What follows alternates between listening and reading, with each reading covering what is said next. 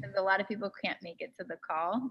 So is peanut butter not good? Is that considered not good? Because I was like, I thought added sugar. So. thought it's got the protein and good fat. Or am I wrong?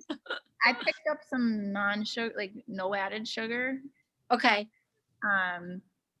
Yeah, but normally, I mean, if you aren't looking for it, you're probably going to be picking up peanut butter that has sugar in it. Okay, I'll have to watch that now. I'm glad you said that, Diane, because I was like, ooh, I could use an apple with my peanut butter, but now it's like I'll have to I only eat Skippy, so. Yeah. That's what I eat. That's all I eat. Yeah, that definitely has sugar in it. There's one brand called Teddy. Teddy, yep. That's not the only, there's other ones too. But yeah, chances are if you love peanut butter, you're probably having it with sugar. Otherwise, you know that you're having the sugar-free one probably. Yeah, but usually sugar-free has got so many other added things that I'd rather make it myself, you know? Yeah. How it is, so. I'm going to look at the labels now very closely. You have to. You have to. Yeah, I had a tough time finding any like protein bars because usually after my workout, I would stay and work. And so I'll take a protein bar with me. And that was hard yesterday. Protein bar. Yeah, they're loaded with sugar. I found 2 or 3 that I purchased. They have like the dates in it, like Medjool dates. Yeah, is that the Metrex one or RX bar? No, I'll have to tell you guys next week or post it in the group what ones they were. This has 13 sugars. Yikes. So I'll post it in the group, but I found 3. I forgot all of them. So I started making my lunch here. I've got something exciting going on over here on the side. So the protein bars you found has no sugar, or does it have like very little sugar? It has no sugar. I definitely didn't buy any with sugar. But I think the sweetening agent is like dates or something like that. Yeah. Okay. Yeah, you definitely have to share. I'm curious. Whatever I got, I found them at Market 32, like down the street. Sandra, do you want to share a struggle and a win?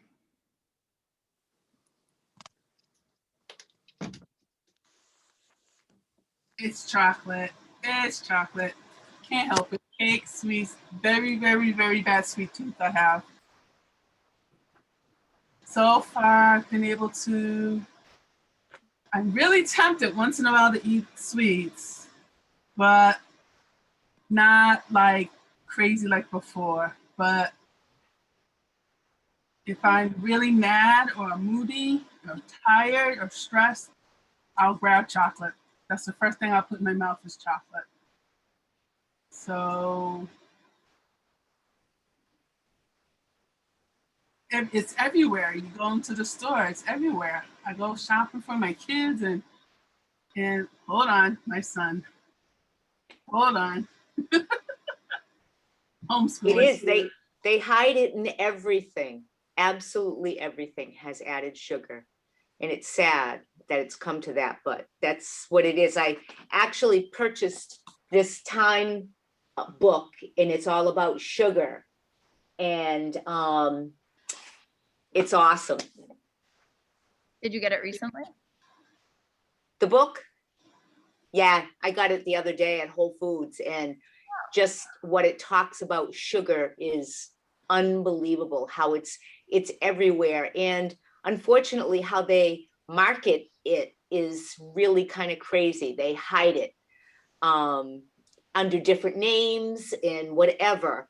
And even things that are labeled health foods or fat-free or this or that or low in sugar, it still has something in there. And that's the whole thing. You've got to be so careful about reading labels.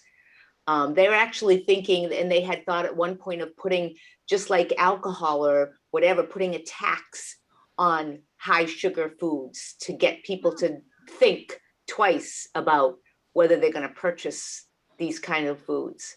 So it's very interesting. Yeah. I was going to say like putting a label on the foods. It would be nice, but they still disguise it in certain ways just to get you to buy it. That's all. That's really interesting. I wonder about getting to know a little bit more about that article, or you said it's a whole. Yeah, it's a book. I can share it with you after I'm done. I can bring it to the thing and let you look at it. Yeah. Thank you. Sandra, you Yeah. want Oh, so it's hard when I go shopping, and sometimes I'm just really craving to buy sweets, and it's everywhere. But most of the high times, it's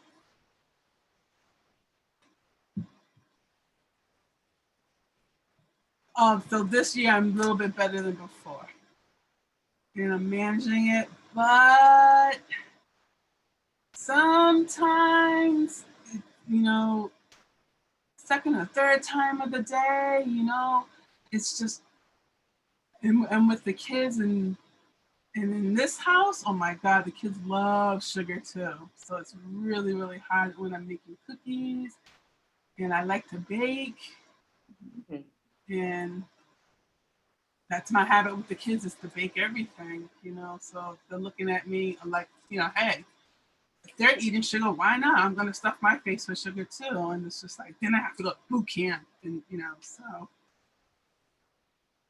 I'm learning to manage it and leave the sugar with the family. Leave the sugar with the family. And when we're together, work on, you know, once a day, you know, I kind of have to plan one day when I don't have sugar while they're having sugar without me. Sandra, was it you that said were you saying that your family was going to do this too? Like they're kind of taking part?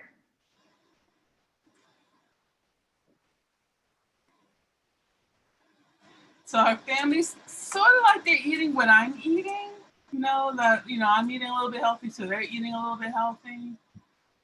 But it's a different experience with the kids now that I'm on this challenge now. So we're trying to do it together and focus on the healthy. And the family needs to stay healthy too and learn it. Especially the 8-year-old that keeps popping in. So his weight is a concern. So most of the concern is with him and him following what I'm trying to do is eat healthy and important life skills. And it's really, really hard for him and just getting him moving. And it's not easy for him. Mm. Yeah, you bring up a couple of things, Sandra.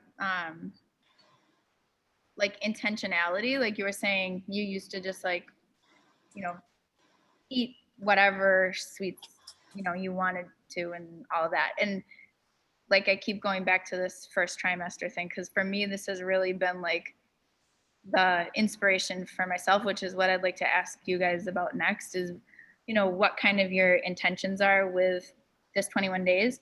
But for me, for, you know, as soon as I started feeling morning sickness, and for me, that was like, you know, from anytime I was awake feeling nauseous. And I would just, the only time I didn't feel nauseous is if I was eating. And mostly what I felt like eating was like processed carbs and like anything carby or fat. That's like what I wanted.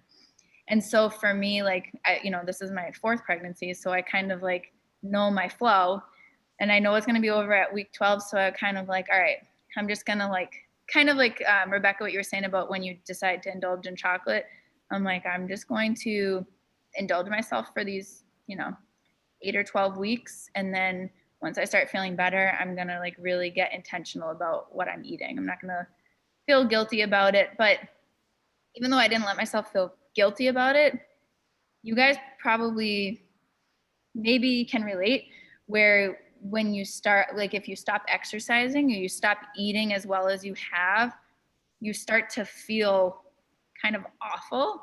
You feel more of like that insecure, just kind of like heavy, like feeling all the time. And so that for me was like really like, okay, this, I need to get over this nausea. I need to start cleaning up how I'm eating because it really affects you, you know, your mental state. but I guess what I kind of wanted to just touch on was eating unintentionally, where it's just like this, sure, that, sure, anything goes, doesn't matter. And then as soon as we put it into like, okay, we're going to do this 21-day thing, and I'm going to like be really intentional for these 21 days. It's like sometimes just that intentionality alone, even like what Sean was saying. Sean, I don't know if you're still listening or if you're with us, but what Sean, yeah, I'm here. Like what you were saying about yesterday, it's kind of like knowing that this detox is coming, like, okay, I'm going to just, maybe instead of 5 pounds of candy, it's going to just be, 10 pieces. And just having that intentionality around it, you start to behave a little bit differently. So I don't know if you guys have experienced something similar. But what I would like to do is kind of go around, kind of find out what provoked you to decide to challenge yourself for these 21 days, like what you're hoping to get out of it, and maybe any like fears that you have about it. Maybe you're afraid of failure, maybe you're afraid that you're gonna have headaches or whatever. And then like back to kind of the first thing, like what are you hoping to get out of it? So why you're challenging yourself, what you're hoping to get out of it, and what maybe your fears, apprehensions are about it. Anybody ready to go? Diane? Okay. I started because I figured I have nothing to lose except for better health. I'm always looking for newer things to do to improve my health. So, and I eat pretty well, like I said, not a lot of sugar. So these few things, if I can figure out ways to get rid of them, then I figure it's a win. There's nothing I'm really scared about except for the weekends, I guess, because I tend to be a little less conscious of what I eat on the weekends. So that would be the only thing that really, my husband has a lot of junk food around. So that's the biggest problem on the weekends. I don't really keep anything. I keep a lot of fruits and vegetables and, stuff to snack on. So usually I do pretty well, but not too bad. Okay. Thank you. Who would like to go next? I'll go. So I actually started it as I told you earlier, it was my goal to give up sugar this year anyway. And I haven't succeeded yet, but we're gonna keep going here. So I thought maybe this would help me out. No real apprehensions, except probably Sundays and seeing the candy drawer, but I'm gonna stay strong. So what made you wanna kick sugar? It's actually, I'm doing kind of a really carb restricted diet right now. Mainly because I've been battling the symptoms of Lyme for like 5 years. And I read a few places that reducing your carbs a lot gets rid of the symptoms of Lyme, the joint pain, the swollen joints, the bad memory, things like that. So I'm trying to get my carbs under 50 grams a day. So sugar's part of that. So here we are. Awesome. Well, that's awesome. Well, I'll be really curious to hear, like, not just from you, Sean, but from everybody, what sort of benefits you start to feel from eating this way. But I also feel like just for the people that are maybe sort of watching this whole detox happen, but aren't really taking part necessarily, and for those that are taking part, I think it's important that we're like honest and that there's going to be potentially like side effects of like headaches and feeling maybe cranky at first. Or I mean, I've even read that some people can like feel depressed when they cut out sugar at first, like because of what sugar will do to our moods. Is it kind of first stabilizes us and then it makes us go all up and down, which is probably why a lot of us reach for it when we're feeling emotional. So I'd like to kind of have a place on the Facebook group where we can be like adding, these are the benefits I'm experiencing, these are the side effects I'm experiencing, just because it's not a straight, clean path. It's, there's going to be the parts of it that aren't so awesome. But the whole point of it is that we're all anticipating that whatever ends up being the benefits of it are such big benefits, or there's so many more, that it's worth it. Thanks for sharing, Sean. Tessa, do you want to go next? Did you put your camera on to go next, or did you just join us again? Oh, hold on one sec. Oh, there you are. Thank you. So no, I actually had a phone call from my boss, so work gets in the way all the time. No problem. You can come So back. what are we sharing?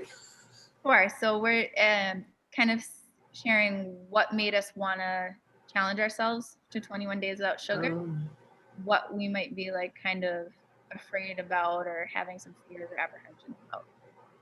So what made me is, again, because I'm a huge sugarholic, and the more I read about as I get older with dementia, and that's like a big thing, is like sugar is, like they're saying, is a contributing factor to dementia.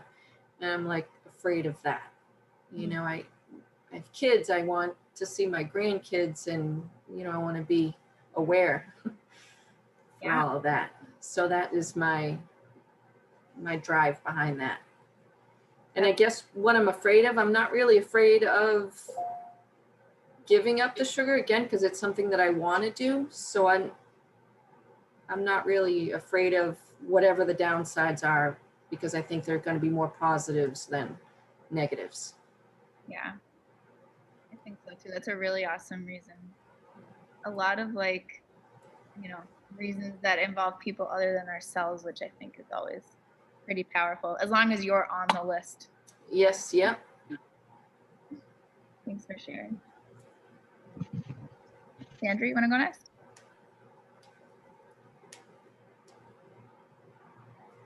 Okay, I'm learning to give up sugar and how to manage it. I don't think I can totally give it up, but I want to be a little bit more healthy because of my tumor. So I want to be around longer. So, you know, but I try to eat less sugar and eat more healthy, you know, then that tumor won't be an issue. And I don't want it to grow. And, you know, so if I'm getting these things out, you know, sugar being one of them, then I can be around for my family. Awesome. Cool. And a lot of health reasons. Lisa, I'm really interested in this article. Like I've come across a lot. I've watched like some cool documentaries on sugar. One of them is called FU, Fed Up. Like it's like two Okay. that says FU, but then Yeah. the title is Fed Up, and it goes into like a lot of the things about sugar. But that's one of those topics I feel like I can benefit from always like re-indoctrinating myself, you know? Right. I do a lot of research. I mean, I read a lot. I've always been a very health conscious person, physically and nutrition based wise. And there are times where I am better than others, and you hate to keep categorizing good and bad because it's not always that way. You know, there's some that's acceptable down the middle. It's in moderation. You need to know how to do things in moderation. And you know, I'm going to be 64, and I think about longevity and health and how healthy can I be in my later years. And nutrition plays such an important role in all of this. And, you know, I knew like those little Omega protein bars I was having had sugar. I can do without those. I knew the gourmet donuts, coffee, and it may seem like a stupid thing, but it's a daily thing that I just say, why do I do this every day? It's like I'm addicted to doing it. So it's those little milestones that I want to kind of conquer and see if I can do it. Then I'm up for the challenge. I just want to try. Yeah, you and Sandra kind of both touched on moderation, and I think that's such an important one, because kind of like when we started the call, we were talking about, you know, a lot of the projects and challenges and things focus on weight loss and fat loss, and that does play a role in our health to a certain point. But there's those other like non-scale victories, like the off-the-scale stuff that really matters. And I think what you're bringing up, Sandra and Lisa about moderation is really, it's really like kind of close to my heart because it touches on like mental health. It does. And being very like black or white about things, I just don't feel is like healthy for us. So like Sandra, when you say you're not interested in like cutting things out all the way permanently, I think that's healthy. I think that's a healthy expectation. And like Lisa, what you're saying about the bar, and you're like, I know there's sugar in it, like, but why am I even doing it? It's just not worth it. It's like it's an educated decision. And same with the coffee, it's an educated decision. And I can really relate to that because I used to get an iced mocha every single day. And whether it's that or anything else, it doesn't feel good when you feel like it's pulling you. Exactly. Deciding now's a nice time for an iced mocha. You're like, it's my time for an iced mocha. And you're like, because I've been in the place where it's like my whole day is like somehow like strategizing how to put that in my day. Yep. Like the whole day, the work day, home life, like the whole thing. And it's like, I don't think any of us really want to be that way with anything. You know, you want to be kind of like whole and satisfied in yourself, and then you go out and do those things. Right. It's really, it's a lot less about the thing, and it's more like regaining control. Right, exactly. Yeah. Yep. Colleen, Rebecca, are either of you guys ready to share? Oh, your microphone's still not working. I think she put it in the chat. Oh, I'm sorry. Yes, I see a 3 there. I'm sorry about that. Let's see. So Colleen says you could use vanilla protein. Is this about the coffee drink? Go down to the next thing. Okay, but Colleen has a nice looking recipe here. I'm just gonna read it. Vanilla protein and a cup of coffee and a banana with 3 or 4 ice cubes, blend and taste just like an iced coffee. That sounds really good. Nice. That sounds really That sounds good. I feel like Thank the you. banana would help. The banana would probably help, like, kind of disguise any little, like, clumping. Rebecca has something here. Says something sweet. I like chocolate protein powder with almond milk and banana. Add cinnamon and power greens. And then Colleen says you're not a huge sugar person, but you enjoy caffeinated soda. You're worried about your headaches. You've read that you may experience some withdrawal symptoms for a few days, and hopefully they're not too bad. I've heard peppermint will help with headaches. Water, and then like you said, time, like it will be for a couple days. Have any of you guys kind of done like a cold turkey kind of thing with anything before? Yeah? Cigarettes. Cigarettes? I went cold turkey with coffee. Coffee. Who else said coffee? Rebecca? Yeah. And then I'd had that headache, coffee headache or a caffeine headache, I guess, because you need to have the caffeine. So I then try to go to a green tea because I know that's a little bit more, antioxidant. Right. And I get a little bit of my caffeine, but I wasn't then adding the extra sugar or the extra milk like I would do with my coffee. So I did that. When I did the caffeine thing, it was like kind of like this, where a group that I'm a part of was like somebody was going to be giving up caffeine for 7 days, and I was like, I'm going to do that because, like what we were talking about, coffee was like controlling my plans for my like whole day. And I could not believe how depressed I felt. I was like, it's really eye-opening because I literally felt like, why am I even living if I can't drink coffee? It's like, what? This is so like you get grumpy moment. Yeah. But I felt a lot, like I actually kept it up because I realized it made me very like my moods were so unstable with caffeine. It like made me really like get angry really fast and stuff like that with the kids. I was like, I'm just a better mom if I don't drink coffee. So do you have, what did you substitute with, or did you just Well, I did drink decaf coffee because I love that, like, in the morning. Coffee, or yeah. Since my first trimester, like, coffee was just making me want to, like, puke. So I got off of it. Now I kind of here and there will have like some decaf, but yeah, I since today I started having warm water with lemon, which I'm really enjoying. I think that'll kind of be a thing.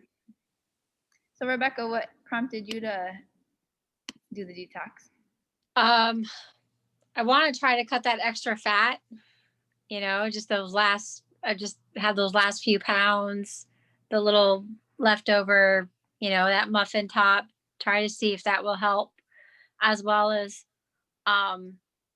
looking for healthy options like everyone else. We only have one life. And so want to try to feed it and do what I can to make it longer.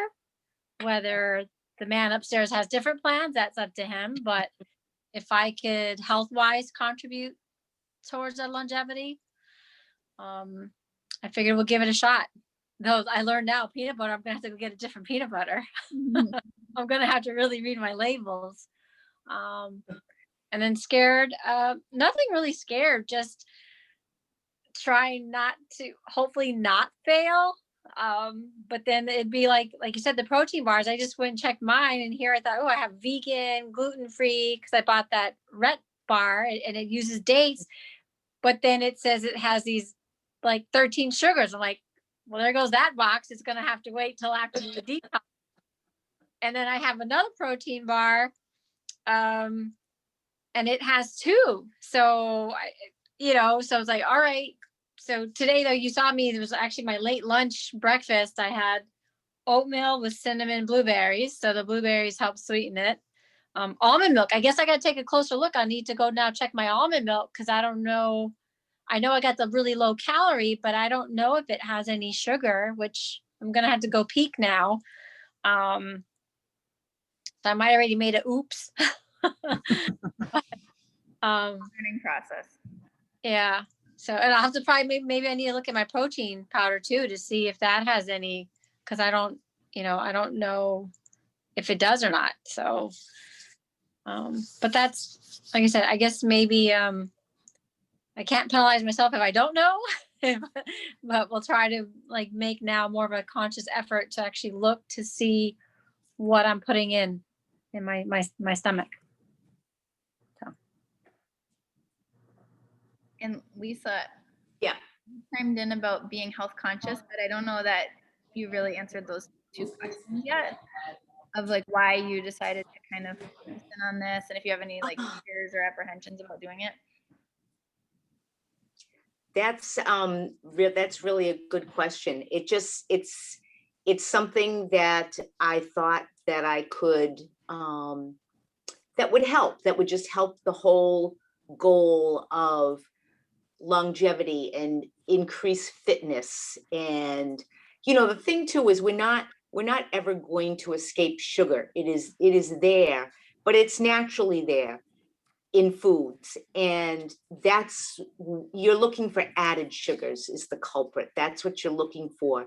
And I just think, even trying to eat as much food as you can in its normal state, not processed food. Processed food, unfortunately, is loaded with sugar.